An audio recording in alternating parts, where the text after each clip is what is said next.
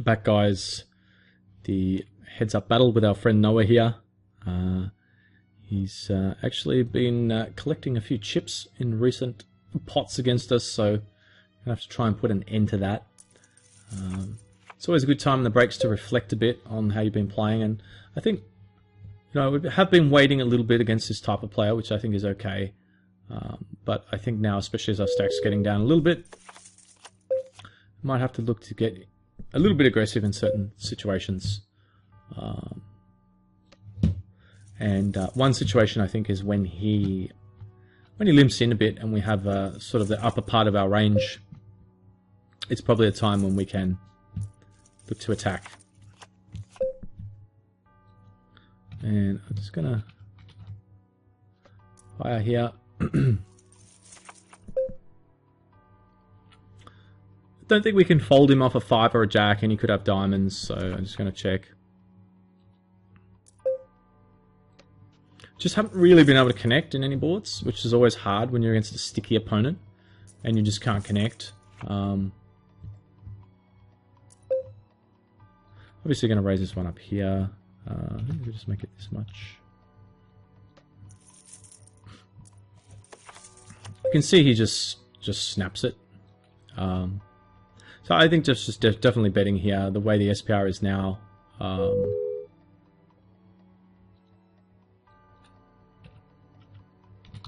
Because he's probably going to call with any queen and 10 jack, maybe even some small pairs.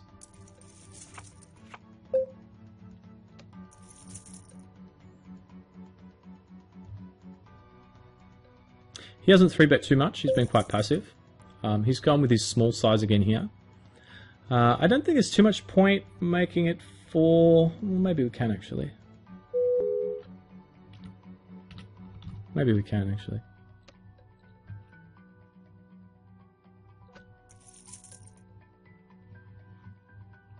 I was going to say we can just jam or we can re-raise. Either or. I think I will... actually, I might just... Ooh, it's kind of close. I think I will check in this instance. I prefer to be raising with hands that have a little bit more playability when I isolate his limps. Since he doesn't just seem to be folding... Wow. He just doesn't seem to want to fold to any raises at all.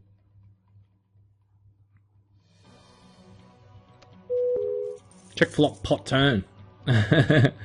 Pretty tough spot. I guess he could have had a king. Being a little bit. He does tend to sometimes check his biggish hands. I think we have to keep firing c-bets, but it's kind of getting a little bit annoying, isn't it? How we seem to be failing to connect. Get in any value situations anyway. Thankfully, he's let us see a lot of flops. Probably have the best hand here, I think. It's because he's limped.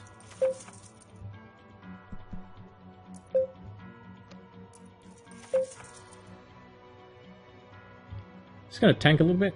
It might buy us a check if he's got a king or something like that. Oof, just had us pipped. I don't think we can fold at any point in that hand. I guess the bet sizing was too small, unfortunately.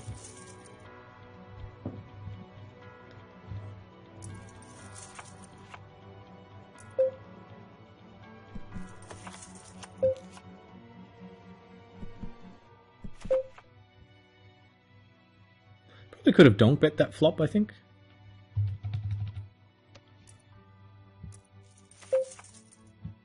I'm probably going to check. We can get value, I think, from a 9, but I think just in case he's got King Jack, Jack 8, and in case he was trapping, but also sometimes I think he's missed. You know, I think a lot of the times he's just missed some sort of. He's got some mediocre hand he's missed with, and he might stab flushes or straights or something weak. He did call a turn pretty quick, so. It seemed like he wasn't that strong. We may have missed a little bit of value actually, but against the 9. But I think it's a huge mistake. Interesting how he pots it, the double check, and then, you know, check flop, check back turn, and then we check turn, check flop through, and then the turn, you know, he decides to smash it with a pot. I think I'm just going to bet here. And not too big.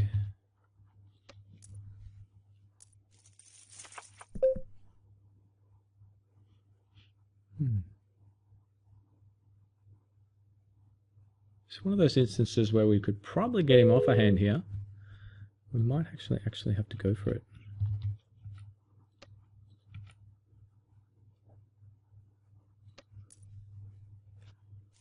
I think that if he calls turn there, I probably, it's pretty close. I'm probably going to shove river, just because I think he has a 7 a lot of the time. He could have a draw as well, obviously, but if we run into the queen, it's obviously going to be bad luck. But the second presence of the second high card there was just, I mean, it was just makes it impossible for him to get to showdown, I think, without a queen or better. And so I just wanted to assert pressure in that spot. A little bit risky because he does call down light, but it's kind of what I was saying before about we want to get a little bit more, a little bit more aggressive in certain spots. Yeah, I'm just going to check back here, and you know, we did have the backdoor diamonds. He's down the pot, so I think we're going to fold. I don't know if that's a hand he thinks is good and he's just going to protect or get value, or if it's just a complete bluff. Yeah, only time will tell, I guess. Hasn't been raising that much, so I'm just going to call here with the ace-2. And, wow, it's kind of close. I think I'm going to... kind of close. I mean, we could have made a small bet like he's done. Obviously, it's a bad board. But I think he just calls any club. And if we bet small, he might call with like pairs and stuff. So maybe raise some of the time. He has done the little raise pre, so the 3-bet. Sorry, he has raised pre, I should say. So again, a little bit too small for us to fold, but it's getting a little bit dicey because of our stack size.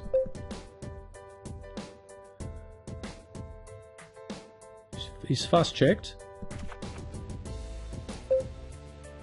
I think probably just calling here is a play.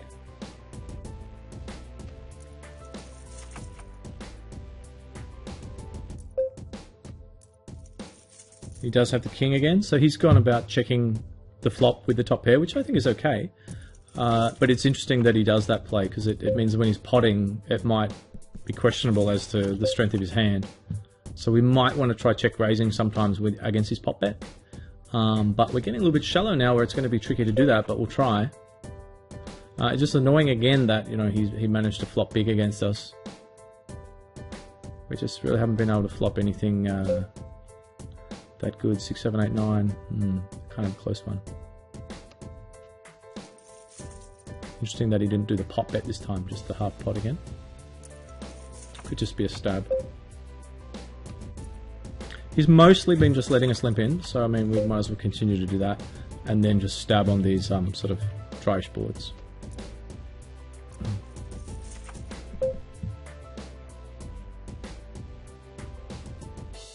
I think in this instance I'm probably going to fire again, am we? Might not fold a 7 or an 8 here, I guess. I think on this board texture, he's probably not quite ready to fold a pair, given the presence of all the flush draws. The only problem with playing it a little bit passively on the turn and checking is that we give him the opportunity to bluff if he did have like 4, 5 of clubs or something like that. It's interesting that he's gone full pot.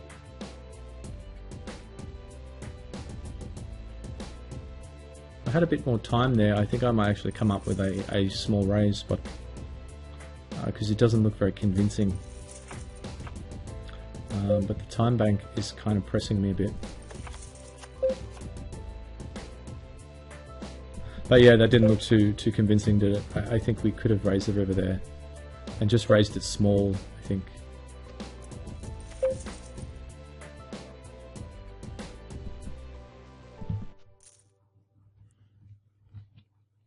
it was an interesting hand. I would like to have had more time to think about the decision on the river, and I'm pretty sure I would have. Yeah, I mean, he can have hearts some of the time, but I think for the price we get on the raise, we fold out a lot of the times he called with a pretty marginal hand, because he shouldn't really be value betting that pot that size with a pair. Kind of looks like he's missed a draw or just floated really wide and then has to bet to win and wants to put pressure on, represent the hearts.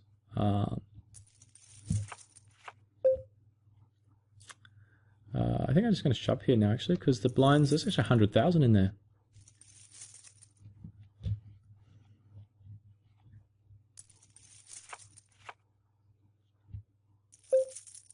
And we could probably actually shove over some of his limps too, with a little bit sort of a wider range too, like a Queen 9 and stuff suited, and a Jack Queen I'm just going to shove. It's actually 100,000 in there, so we're actually only M8 now.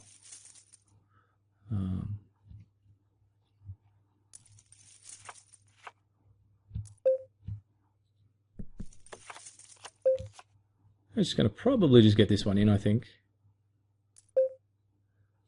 We're just a little bit too short. And we do manage to get a little bit cheeky with that one, don't we? And, you know, his call is obviously completely fine. You know, we had decent equity as well with the up-down, with the overcard. So that worked out quite well. Just keep limping, and I'll adjust if he starts raising more, but for the most part he hasn't been.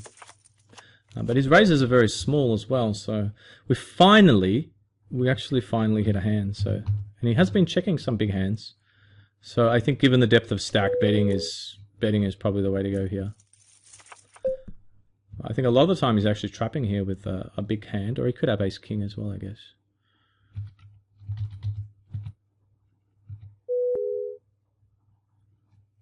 Just going to let the time bank run down a bit.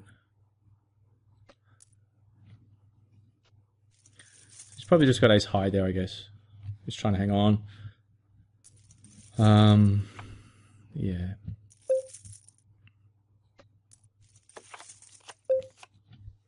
Interesting hand here. Let's see what happens.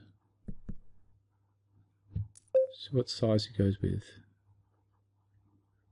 I think we're going to just think call here.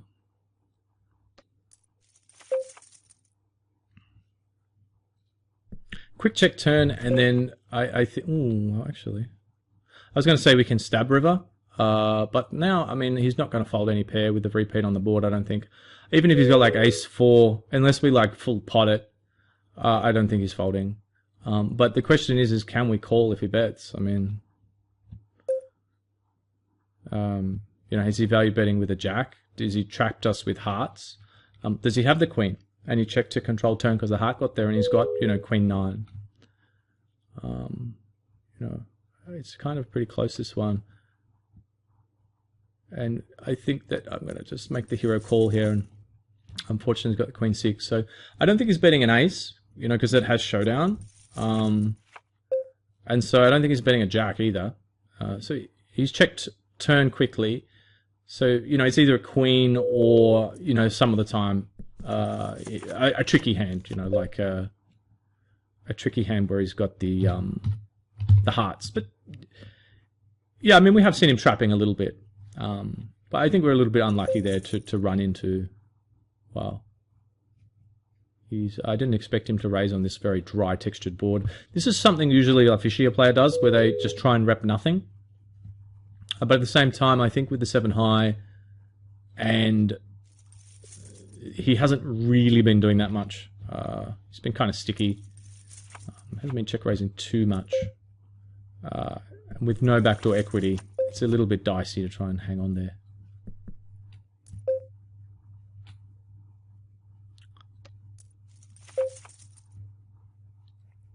I think I might actually try checking to him this time.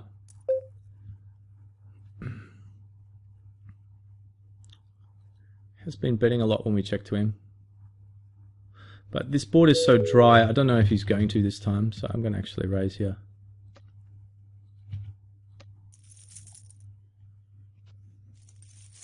We maybe could have just called turn, checked river to him, and hoped he did his normal sort of, you know, stabby bet. it's definitely an option is trying to trap him because of the way he tends to just blaze away.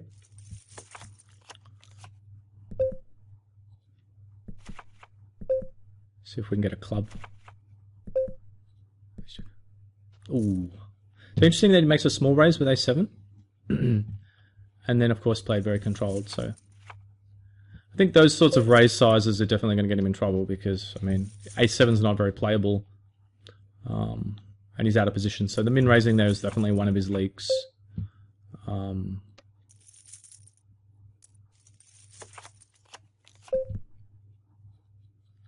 I think we have to, you know, even though he's so sticky and we keep failing to connect in any way with the board, we keep getting these sort of really bad boards for our hand with virtually no backdoor equity. I think we still have to go and... He might hero call, I think, here a lot of the time.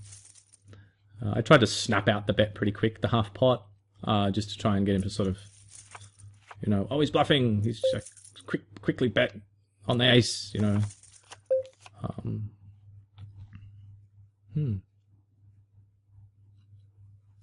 might actually try donk bet here, just because he bets so big, you know. And if he does call, we can bet again on, you know, diamonds and stuff like that, like this. I think he can have a lot of hands, and I don't think we need to bet too big to fold them. Well,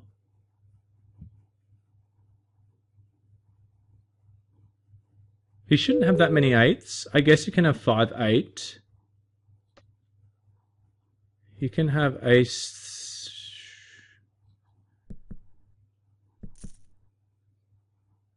Yeah, that's really annoying. I really. 3, 4. I don't know how he calls turn, but anyway. Yeah. But I mean, that's kind of what I was saying when I've been talking about. You know, we should be able to get a lot of value from him. I mean, that's a sort of instance where he's just hanging on with the bottom pair, like a hand that's most of the time pretty much dead and got absolutely no equity at all. You know, it's just a pity that we haven't been able to catch him in that sort of instance, because it's obviously pretty easy money.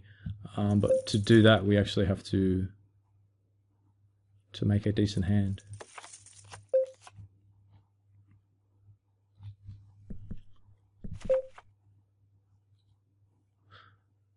I think I'm just going to bet small here.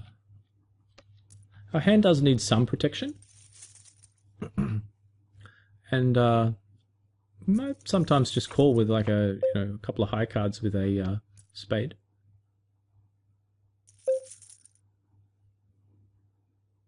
Probably again can't quite fold, I guess, in position with this hand. And he has that tendency when he just checks to you after he's raised pre, which means we normally get to turn. So I don't think we can fold anything when he does the min raise.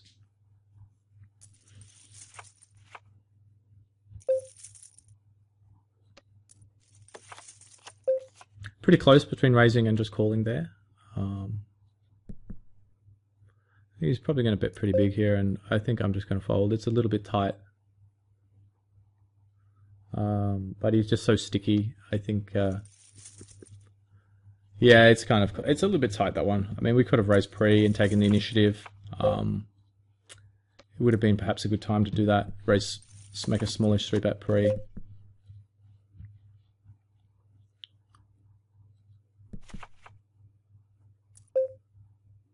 I mean, to his credit, heads up, when you're sticky, it does make you difficult to play against. So, to his credit, he hasn't been playing too bad, but I just feel that if we can actually make a hand, his tendency to, or his inability to fold is definitely going to be a problem for him.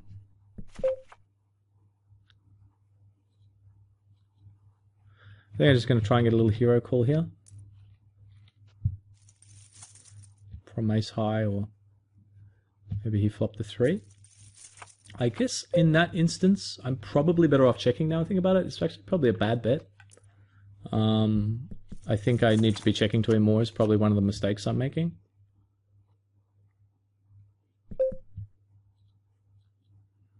Yeah, I think definitely checking to him more in that instance is much better than trying to get thin value He did tank for a while here on the flop, and now goes with the min raise, which made me kind of think that he might have a good hand. But he actually had the nothing. So he did go for the snap mini there with the old 10 high. And to be honest, I'm surprised we haven't seen it earlier than now. His tendency to just do something, pretty foolish. It's kind of what we've been waiting for. Is for him to just, just pay us off in a really ridiculous situation, or just do something like he just did. Interesting that he bet this time. He didn't do the check flop, but it was a different type of texture, wasn't it? It was very dry indeed. So often I find too in this sort of dynamic when it's a long game, sometimes players get a little bit frustrated, and the recreational players, as happy as they are to be here, they kind of get a little bit annoyed. Like, come on, I just want to finish this guy off. And that could lead to him making more mistakes as well. So we need to, make sure we stay composed. This is a little bit annoying because we could have, we don't get the chance to realize our equity, and the hearts could be good. The spades, I should say. I think I'm just going to make the small raise here. 3, 1, 2, 3, 4, 5. If we make it 300 and he calls, it's going to be a little bit tricky post flop if we miss again like we have. But I just think that it's actually a pretty good board for our hand though, isn't it?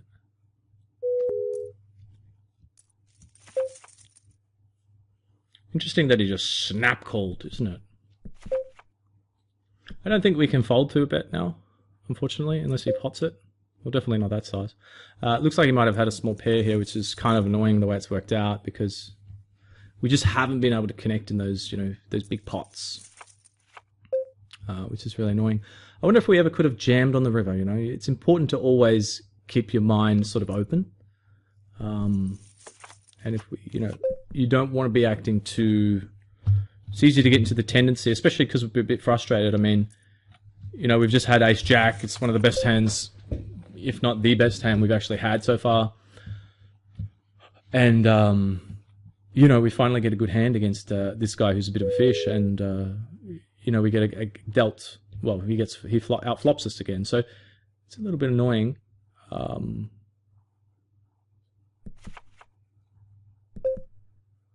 Yeah, this is annoying here that we let him get to showdown. But I mean, he's calling turn. I think if I had a bet turn, I'm always barreling. I'm always getting it in on the river. I'm always just going to barrel and hope that he's got a marginal hand and it's getting sticky.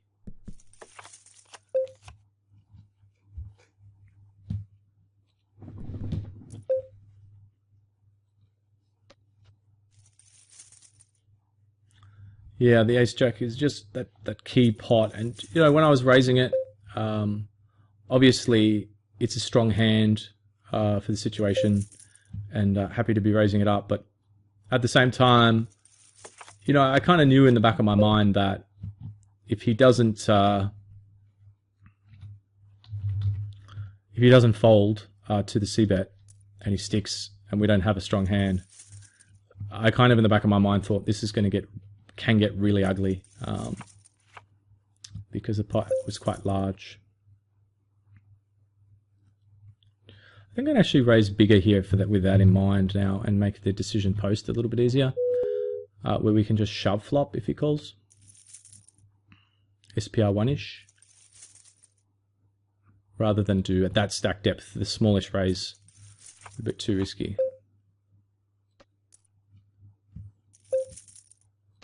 Interesting that he's sticking with his little mini 3-betting out of position. It'd just be nice if we could wake up with something.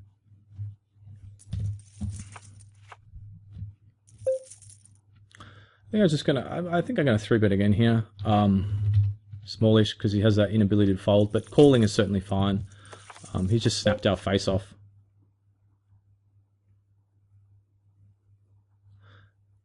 Pretty torn in between betting and checking, because he does have that tendency to stab and fire. So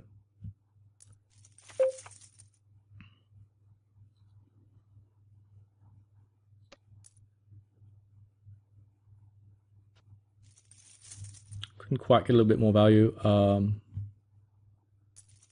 Yeah. Hard to wonder what he had in that instance. Kind of surprised he folded once he calls flop for an under pot size bet. We'll try and sneak one through here since he's defending pretty close to 100%. This sort of stabbing, this sort of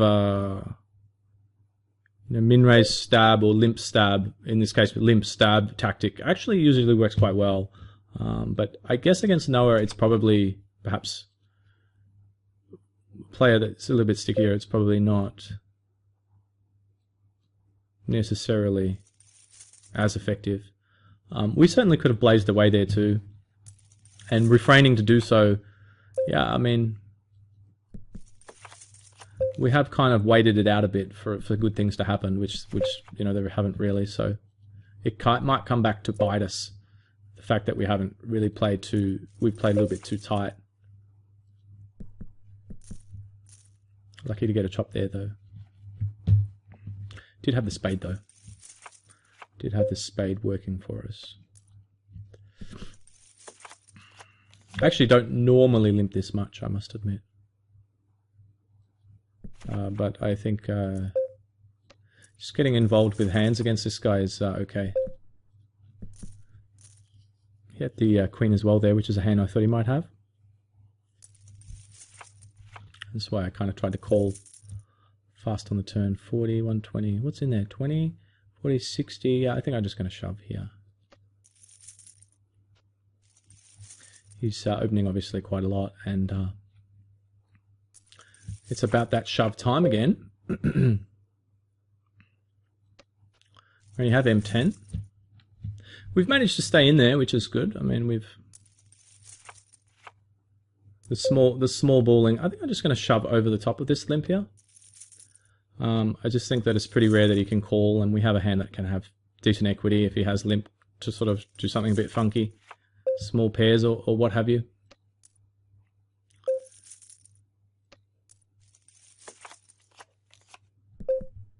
We'll take the free one here and try and hit the spade or the...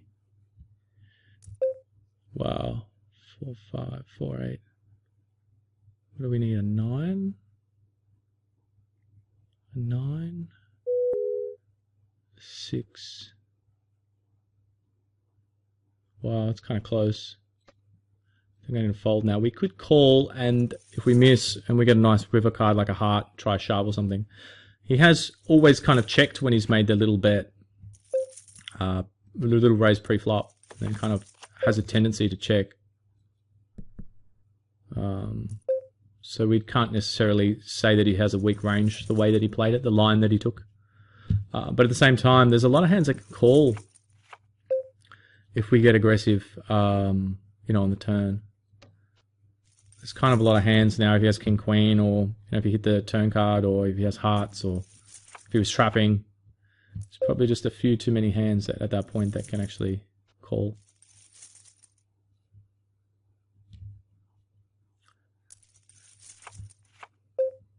I have to be a little bit careful if we jam his limp a lot, that he might actually throw in a few traps from time to time. But it's still going to be, for the most part, I would imagine, a pretty effective way to get some chips. Just going to make that small bet here. I think if he raises here, he's going to have spades or bluffs a lot, I guess. But, he hasn't raised much in general pre, so it's always conceivable that he has... I think I'm just going to jam this again. Yeah, it's kind of close, but I think I will with the queen 8 suited. But his range now might extend that he's going to call us with when we limps, and so he might call with like king 9 there suited, limp call with it. So we just got to be a little bit wary that now we're generally jamming on him a lot like this. He might extend his calling range a little bit.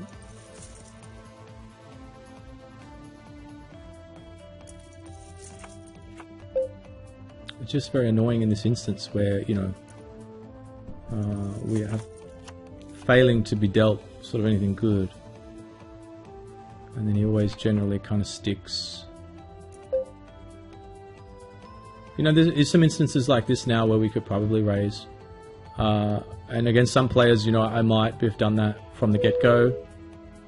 I actually thought we were going to get in some pretty easy spots against him, you know.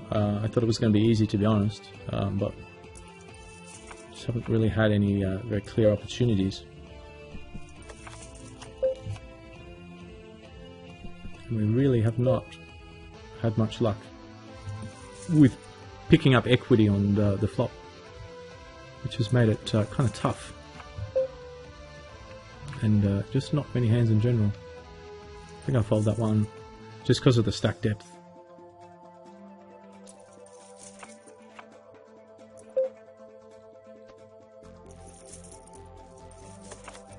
And I guess that's that was you know, sort of what I was just saying a moment ago would likely happen. So he's going to get in there with one of his you know, better hands for the situation. Try a little trap. Of course, you know, a lot of the hands that we're going to be jamming with are still going to have some pretty good equity. It's just annoying that we can't seem to pick up you know, any sort of hand in this sort of instance. And I think I will still try a little bet here. It's just really frustrating that we just haven't been able to connect with any equity on any flop. And yeah, I mean, the ace X's are like, we had to roll with those ace X's. Queen 9's kind of borderline, but I think I am going to take it. Am I going to take it? Yeah, I think I'm going to take it. Just because his limping range is, you know, so wide. So it would be interesting if this goes on much longer to see, you know, how he responds to it if he does. 10 and a 4 is a PM of 7. I think I'm just going to limp here. It's kind of close to jamming it.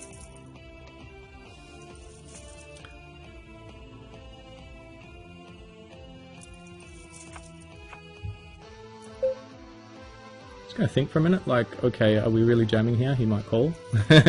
Just in case he wants to call us light with like a Jack 9.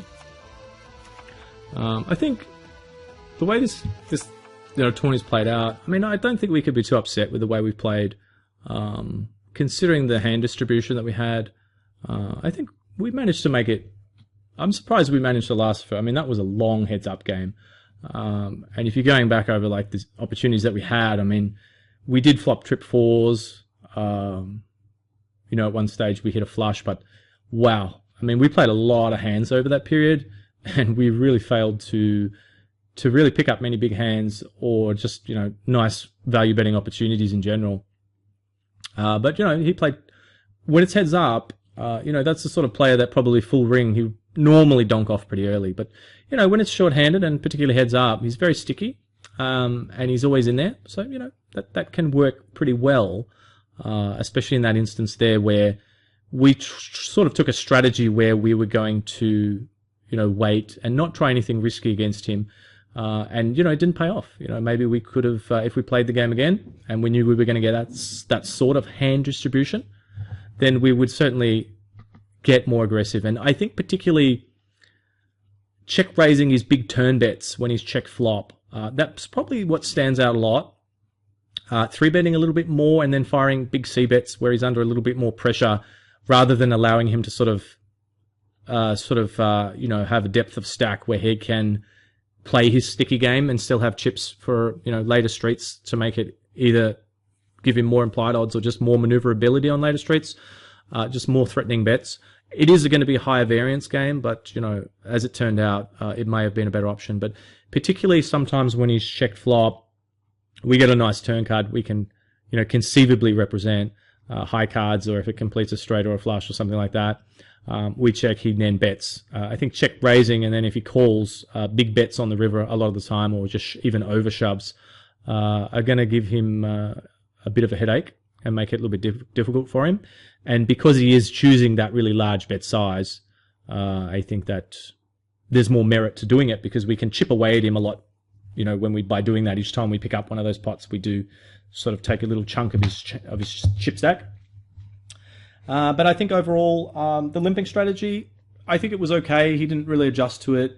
He didn't, you know, start raising our limp pretty rarely. He did do that mini limp the mini raise when we limped, and sometimes when we raised, he did that sort of mini 3-bet. That I think was a big leak he had, because it allowed us to play in position against him and get a good price pre-flop, and then play in position against him, and he was checking a lot of flops. So, giving us a real good chance to sort of hit something, but we just couldn't. we really failed to connect on the board, like I was saying. But I don't want to harp on it because maybe we could have played a bit better in a few spots. So you don't want to obviously just blame the cards. Obviously, we want to sort of think about what we could have done differently. And I think, as I was saying, perhaps lifting the post-flop aggression when he has fairly wide ranges and putting him under pressure in those situations, taking that little bit more sort of higher variance, more long ball strategy, but giving him a little less space to breathe and upping the ante may have been the way to go. But that's it for the session today. Thanks for tuning in. This has been Acesup for PokerNerve.com.